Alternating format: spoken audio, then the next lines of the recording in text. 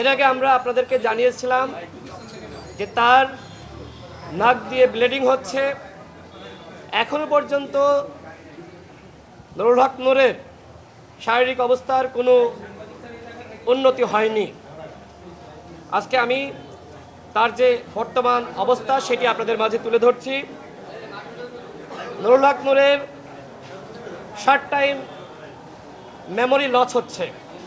তিনি যখন কথা বলতে যাচ্ছেন, কথা তিনি পুরোপুরি শেষ করতে পারছেন না। আবার কিছুটা তিনি অগুছালোভাবে কথা বলছেন। এই জায়গা থেকে আমাদের কাছে মনে হচ্ছে যে তিনি আসলে শর্ট টাইম মেমোরি তিনি লস করছেন। যেমন তিনি 2 ঘন্টা আগেই ওষুধ খেয়েছেন, কিন্তু তিনি ভুলে যাচ্ছেন যে আসলে তিনি ওষুধ খেয়েছেন কিনা।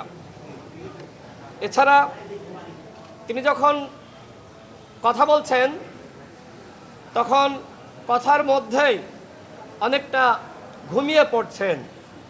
যারা তার পর্যবেক্ষণে রয়েছে, পরিবারের সদস্যরা এবং নার্স, তাদের সাথে কথা বলে আমি এমনটাই জানতে পেরেছি। এবং নুরুল হক নূর যখন ওয়াশরুমে যাচ্ছেন বা ঘুম থেকে উঠে তিনি নাস্তা করবেন, নাস্তা বলতে তাকে তো আসলে শক্ত খাবার খাওয়ানো যাচ্ছে না, তরল খাবার। তিনি নিজের পায়ের উপরে ভর দিয়ে দাঁড়াতে পারছেন না, অর্থাৎ তার নিজের দেহের উপরে নিজের ব্যালেন্স নাই।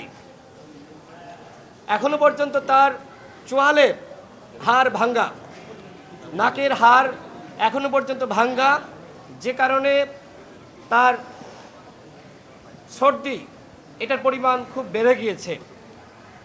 সরকারের পক্ষ থেকে বলা হয়েছিল নুরুল হক নূরকে উন্নত চিকিৎসার জন্য দেশের বাইরে পাঠানো হবে, কিন্তু আমার কাছে মনে হচ্ছে যে বিষয়টি নিয়ে গড়িমসি করা হচ্ছে এবং বিভিন্ন মহল নুরুল হক নূরকে উন্নত চিকিৎসার জন্য যাতে দেশের বাইরে সরকারের পক্ষ থেকে না নেওয়া হয়, এই জন্য একটি মহল সক্রিয়ভাবে কাজ করছে। তারা চায় না নুরুল হক নূর সুস্থ স্বাভাবিক জীবনে ফিরে আসুক। যেটি মির্জা আব্বাস ভাই বললেন, পরিকল্পিতভাবে ছাড়া কোনোভাবেই এই ঘটনা ঘটতে পারে না। তিনি নিজেই তো আপনাদের সামনে বর্ণনা করলেন যে তিনি নুরুল হক নূরকে কী অবস্থা আসলে দেখে আসলেন। নুরুল হক নূরের অবস্থা এখনো পর্যন্ত আশঙ্কামুক্ত নয়। নুরুল হক নূর তিনি এই প্রজন্মের অন্যতম একজন জনপ্রিয় নেতা। জুলাই গণঅভ্যুত্থানে তার ভূমিকা আপনারা সকলে জানেন। নুরুল হক নূরকে দিয়ে শুরু হয়েছে, এরপরে অন্যান্য যারা আগ্রাসন বিরোধী নেতা, যারা জুলাই গণঅভ্যুত্থানের নেতা, একে একে তাদেরকে এইভাবে মেরে আইসিইউতে পাঠানো হবে।